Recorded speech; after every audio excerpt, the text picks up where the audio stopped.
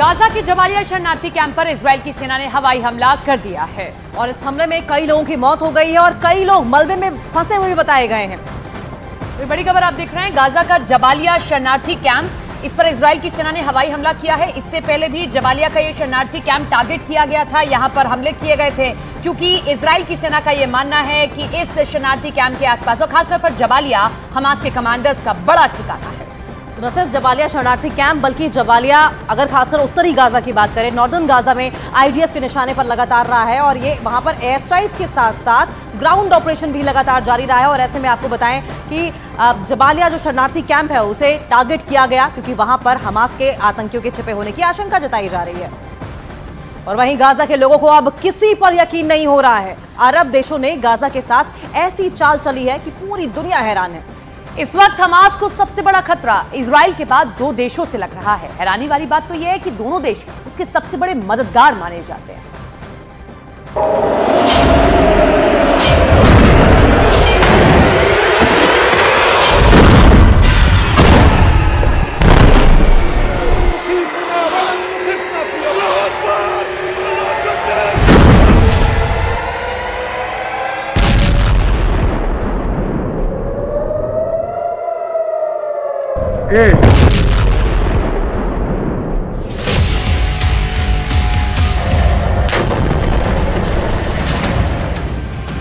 Gaza में 13,000 से ज्यादा लोगों की मौत हो चुकी है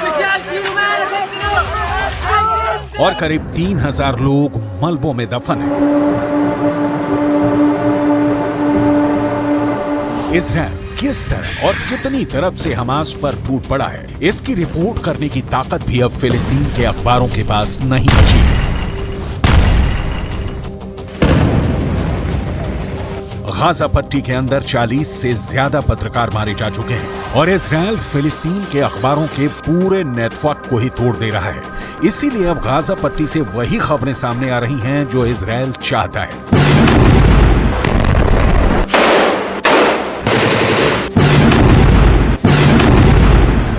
इतने बुरी हालातों के बावजूद भी 57 इस्लामी मुल्क गाजा पट्टी के 20 लाख लोगों के जान और माल की सुरक्षा के लिए कुछ भी नहीं कर पा रहे हैं।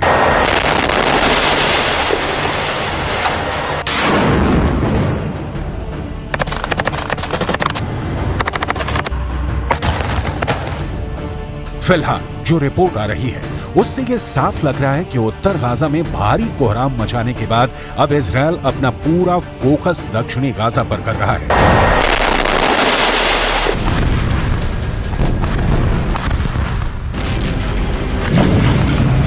सवाल यह है, अगर उत्तर गाजा और दक्षिण गाजा दोनों में ही इंसानों के रहने लायक स्थितियां नहीं रहेंगी तो आखिर गाजा के लाखों लोग कहां जाएंगे?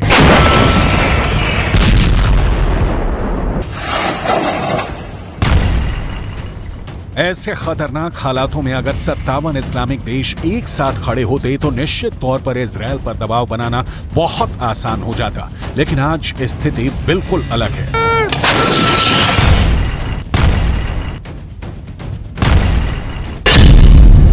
एक तरफ सऊदी अरब है जो हमास का समर्थन करने वाले लोगों पर हंटर चला रहा है, तो दूसरी तरफ तुर्की के राष्ट्रपति एर्दोगान है जो दुनिया में जहां कहीं भी जाते हैं गाजा पट्टी के लोगों की बात करके भावुक हो जाते हैं।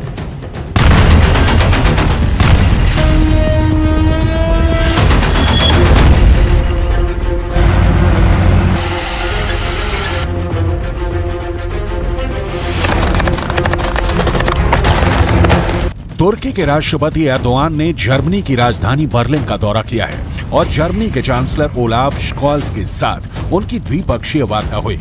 लेकिन इस पूरी वार्ता के दौरान आर्थिक मुद्दे पूरी तरह से किनारे नजर आए और दूसरे सभी मुद्दे गाजा पट्टी के तनाव के सामने छोटे पड़ गए। आखिर कैसे? तुर्की के राष्ट्रपति एर्दोगान हमास के पक्ष में पूरी इस्लामी दुनिया को एक करने के लिए बेचैन हुए जा रहे हैं। ये पूरी हकीकत आपको विस्तार से आगे बताएंगे, लेकिन सबसे पहले बात करेंगे सऊदी अरब की, जहां एक ऐसी घटना हुई है जिस पर यकीन करना नामुमकिन नजर आता है। एक ब्रिटिश एक्टर और प्रेजेंटर इस्लाह अब्दुल रहमान फिलिस्तीन के लोगों के लिए सहानुभूति व्यक्त कर रहे थे, लेकिन उन्हें सहानुभूति व्यक्त करने से भी रोका गया और सऊदी अरब की पुलिस ने उन्हें हिरासत में भी ले लिया।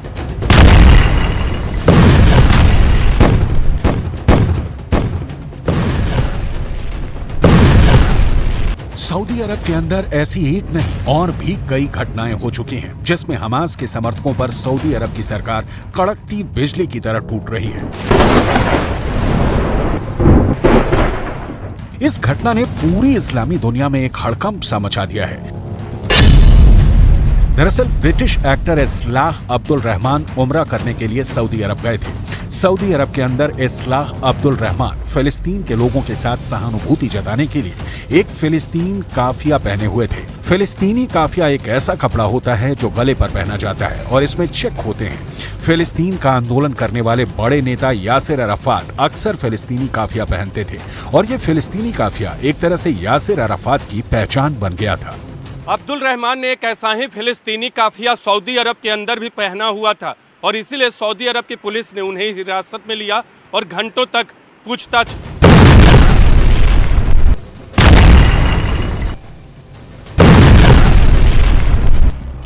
सऊदी अरब की पुलिस ने ब्रिटिश एक्टर अब्दुल रहमान से यह पूछा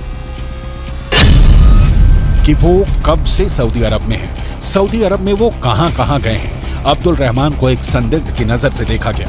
अब्दुल रहमान की उंगलियों के निशान देने के बाद उनको रिहा तो कर दिया गया।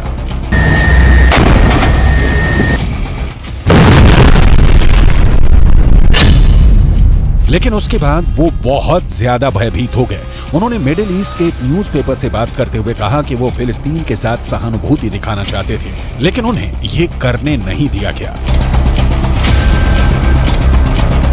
इसी तरह सऊदी अरब के अंदर गाजा के लिए प्रार्थना करने वाले एक अल्जीरियाई मूल के शख्स और बांग्लादेशी मूल के एक ब्रिटिश नागरिक को भी गिरफ्तार किया गया।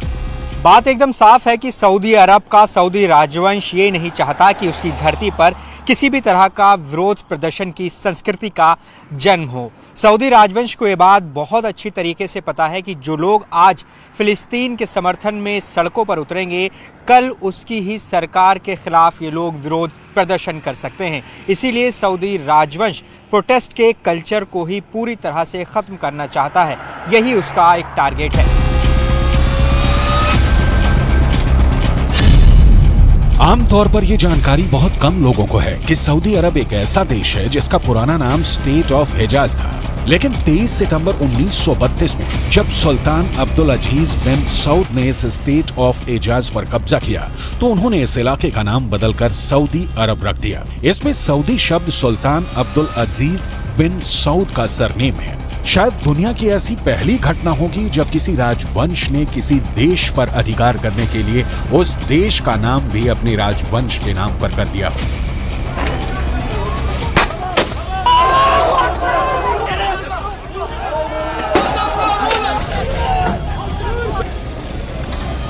एक तरफ सऊदी अरब हमास के समर्थकों पर हंटर चला रहा है, उन्हें गिरफ्तार कर रहा है और उनको ये नसीहत दे रहा है कि किसी भी तरह का प्रदर्शन स्वीकार नहीं किया जाएगा। जबकि दूसरी तरफ तुर्की के राष्ट्रपति एर्दोआन पिछले एक महीने से लगातार आंसू बहा रहे हैं। Çünkü insana saygımız bizim। तुर्की के राष्ट्रपति एर्दोआन ने बर्लिन का दौरा किया और इस दौरान उनकी द्विपक्षीय वार्ता जर्मनी के चांसलर ओलाफ स्कोल्ज के साथ हुई है। एर्दोआन आर्थिक मुद्दों पर बातचीत करने के लिए बर्लिन आए थे, लेकिन सारा मामला खटाई में पड़ गया और सबसे ज्यादा मतभेद गाजा के मसले पर हो गए। जर्मनी को तुर्की के राष्ट्रपति एर्दोआन की वो बात सबसे ज्यादा नागवार गुजरी जिसमें एर्दोआन ने जर्मनी के इजराइल को किए जा रहे समर्थन को लेकर एक ऐतिहासिक तंज कसा। तुर्की के राष्ट्रपति एर्दोआन ने कहा कि जर्मनी इस अपराध बोध से ग्रस्त होकर के इजराइल का समर्थन करने के लिए मजबूर है कि दूसरे विश्व युद्ध में यहूदियों का जो नरसंहार हुआ उसमें जर्मनी के तानाशाह हिटलर की एक बहुत बड़ी भूमिका थी। यही बात किस तरह तुर्की के राष्ट्रपति ने संकेत में कही, जरा सुनिए। Eğer burada elimiz, kolumuz, dilimiz bağlı kalırsak bunun tarihi hesabını veremeyiz. Onun için bir borçluluk psikolojisi içerisinde İsrail-Filistin savaşını değerlendirmemek gerekir. Bakın ben rahat konuşuyorum. Çünkü bizim İsrail'e borcumuz yok. Borçlu olsak bu kadar rahat konuşamayız. Ama borçlu olanlar rahat konuşamıyorlar.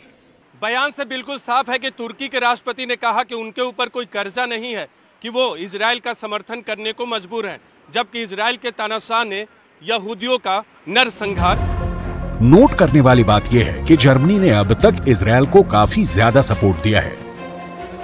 सबसे बड़ी बात यह है कि जैसे ही 7 अक्टूबर को Hamas ने Israel के खिलाफ हमला शुरू किया, उसके बाद ही जर्मनी के चांसलर ने इजराइल की राजधानी तेल अवीव का दौरा किया और उन्होंने नेतन्याहू से मुलाकात करके इजराइल को हर तरह से मदद का आश्वासन दिया।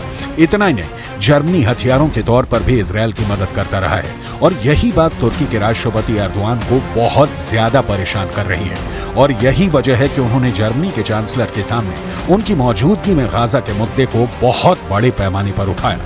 Fazlasıyla İsrail'in elinde rehine var.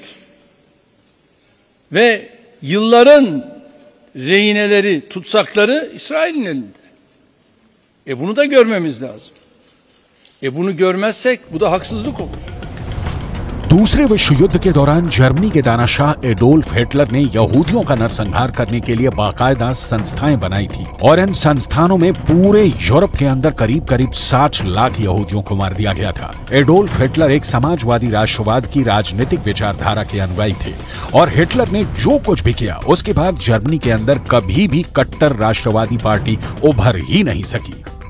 लेकिन अब तुर्की के राष्ट्रपति एर्दोआन साफ तौर पर यह कहना चाहते हैं कि अगर हमास ने जो किया वो गलत है, तो अब गाजा के अंदर जो इजराइल कर रहा है उसकी भी निंदा होनी चाहिए।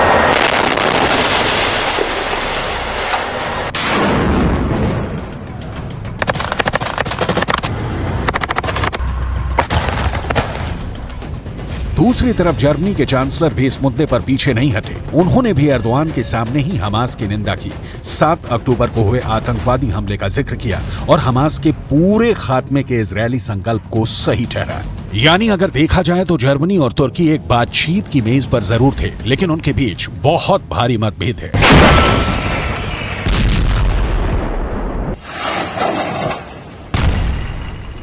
Ich will das noch einmal unterstreichen. Für uns jedenfalls bleibt es dabei, dass es jetzt notwendig ist, auch für eine langfristige, friedvolle Perspektive, dass die Hamas nicht mehr in der Lage sein kann, diese Aggressionshandlung vorzunehmen, wie wir sie am 7. Oktober gesehen haben. Wir sind, wie Sie merken, in guten Gesprächen miteinander, trotz unterschiedlicher Meinung. एक बात तो साफ है कि Gaza पट्टी और West Bank समेत पूरा फिलिस्तीन अकेले पड़ गया है और उनकी सुनने वाला या उनके जख्मों पर मरहम लगाने वाला कोई नहीं है। तुर्की हो, मिस्र हो, ईरान हो या जॉर्डन हो, वो जुबानी खर्च तो कर सकते हैं, लेकिन इजराइल के खिलाफ एक्शन लेने की हिम्मत अब तक किसी ने नहीं जुटाई है। रियाद के अंदर सऊदी अरब की अगुवाई में इस्लामिक देश का एक सम्मेलन हुआ था, जिसमें गाजा पट्टी के मुद्दे को प्रमुखता से उठाया गया, लेकिन इस पूरी बैठक के बाद भी घोषणा पत्र जारी नहीं हो पाया। यानी यह साबित हो गया कि इस्लामी देशों में गाजा पर कोई सहमति नहीं बन पाई है। अब ऐसे में इजराइल के पास पूरी ताकत है और उस ताकत का इस्तेमाल हमास के लड़ाकों पर क्रूरता पूर्वक किया जा रहा है।